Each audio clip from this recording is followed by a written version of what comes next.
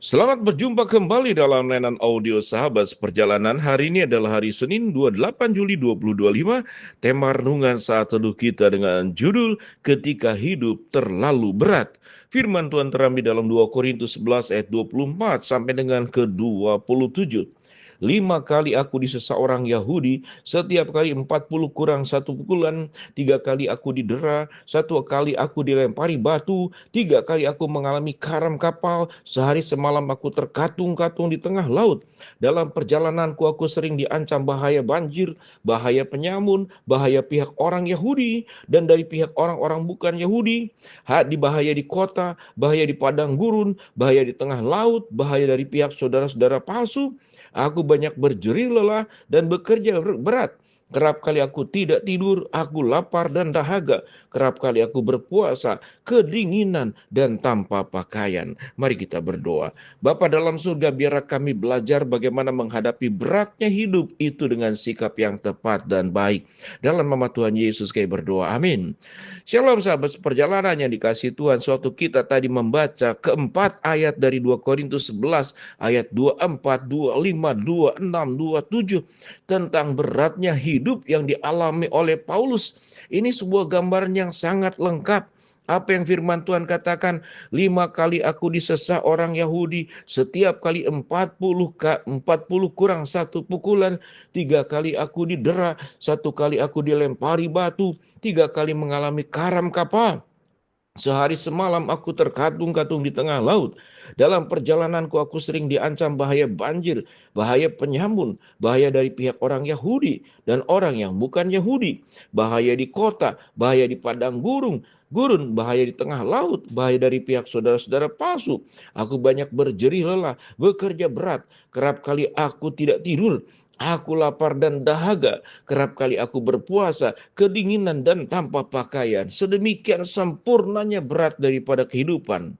Daripada Paulus dalam menjalankan katakanlah seluruh tugas yang diembankan Tuhan kepada dirinya untuk menunaikan amanat agung Tuhan, menyampaikan kerajaan Allah kemana-mana. Kita melihat tidak ada tempat lagi yang aman dikatakan di dalam firman Tuhan.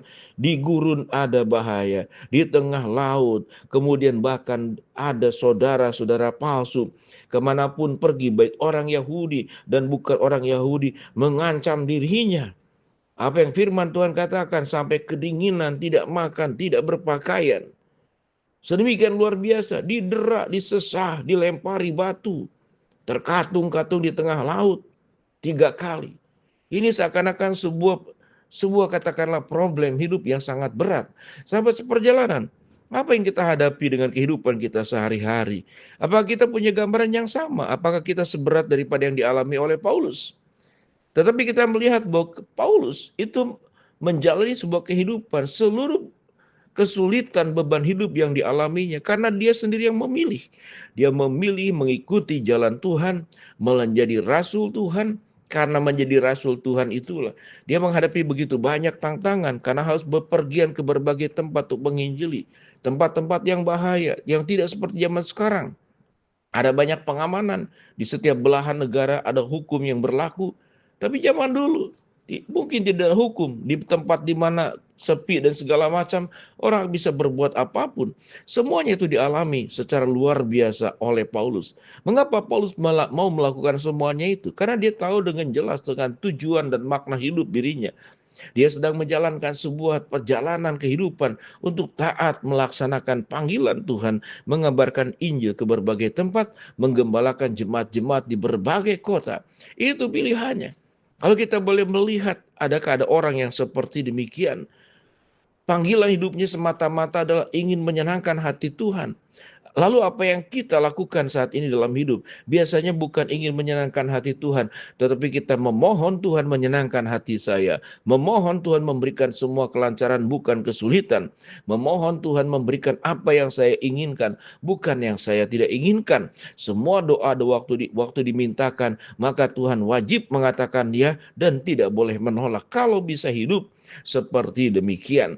Tetapi berarti kalau hidup kita memilih seperti demikian, kita sedang hidup dengan cara kita sendiri dan bukan dengan cara Tuhan. Kita tahu dengan jelas waktu manusia hidup melakukan hidupnya dengan cara sendiri, itu yang terjadi pada Adam dan Hawa. Dilakukanlah caranya sendiri. Itulah kemudian peristiwa kejatuhan di dalam dosa terjadi. Seluruh kemudian problem hidup menjadi masuk ke dalamnya. Lalu firman Tuhan berkata, sewaktu engkau makan, kau akan mati. Kata mati di sana berarti menunjukkan memang tidak mati secara langsung, tapi kemudian mengalami pendek umur. Banyak mati secara rohani, terpisah hubungan dengan Tuhan. Mati di sana juga punya makna kesusahan hidup. Bagaimana Hawa akan berjerih lelah di dalam mengandung dan melahirkan, dan bagaimana Adam akan berjerih lelah mengolah tanah untuk penghidupannya di dalam mencari kehidupan dan nafkah kalau kita sebutkan pada zaman sekarang ini. Sahabat, perjalanannya dikasih Tuhan, jangan takut dengan hidup yang susah, tapi takutlah kalau kita kemudian hidup tidak berjalan bersama dengan Tuhan. Sesungguhnya kesusahan hidup itu kadang-kadang bukan kesusahan sendiri, tapi sikap hati itulah yang membuat hidup semakin susah. Kita melihat banyak orang yang hidup sederhana, tapi hidupnya bisa sukacita. Tapi ada orang yang hidup di dalam kelimpahan, tetap penuh kekhawatiran, tetap penuh ketakutan. Lalu kemudian mencurigai siapapun yang ada di sekitarnya. Karena tentu orang kaya, orang yang berhasil akan dikelilingi oleh sahabat-sahabat palsu. Dan kemudian akan dikelilingi juga orang-orang bahaya yang ingin mengambil hartanya, yang ingin menipunya. Ada banyak cara yang bisa dilakukan. Kalau kita melihat seluruh hidup kita, maka ketika hidup kita itu terlalu berat, maka kita perlu melihat bahwa kita hidup berat untuk siapa. Kalau itu untuk Tuhan, puji Tuhan, puji syukur. Ada banyak orang yang diberkati. Kita memilih jalan yang bisa dihindari, tapi kita memilih jalan itu. Karena apa? Jalan yang tersebut adalah jalan yang Tuhan panggil kita untuk melewatinya. Sewaktu kita berumah tangga, bekerja, berusaha, hidup di dalam memperjuangkan banyak aspek, biarlah kita melakukannya bukan untuk kemuliaan diri, tapi hanya buat kemuliaan Tuhan. Hidup yang terlalu berat seringkali memang bisa membuat iman kita itu runtuh. Dan kita bertanya, di mana Tuhan? Apakah engkau masih ada? Apakah engkau masih hadir menolongku? Ingatlah, Tuhan selalu ada bersama dengan kita. Kalau hidup terlalu berat, akan menjadi sangat berat kalau kita berjalan sendiri. Tapi hidup yang berat dengan semua persoalan yang ada, sewaktu bersama dengan Tuhan, ada kekuatan baru yang Tuhan berikan. Kita akan seperti Raja Wali terbang yang naik semakin tinggi, menembus badai. Dan kita akan menjadi rusa yang terus melompat-lompat di tengah kesulitan yang ada. Karena kekuatan Tuhan menaungi kita, kekuatan Tuhan dilimpahkan kepada kita, pertolongan Tuhan dinyatakan kepada kita. Tidak perlu mengeluh, tidak perlu berkeluh kesah. Ingatlah, Tuhan akan hadir membantu menolong kita untuk melewati seluruh kehidupan yang berat ini. Biarlah sekalipun hidup berat, tapi kita tahu dengan jelas apa yang kita lakukan adalah sebuah kehidupan yang benar, kehidupan yang menjadi berkat buat orang lain. Berjuanglah, karena hidup memang tidak ada yang mudah.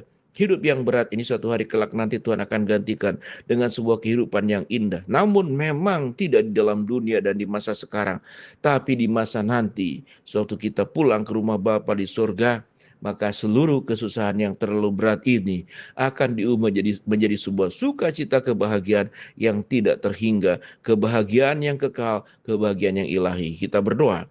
Bapa dalam surga, terima kasih buat kebenaran firman Allah yang kami pelajari. Hamba-Mu berdoa, buat sahabat seperjalanan yang sakit, Tuhan jamah sembuhkan.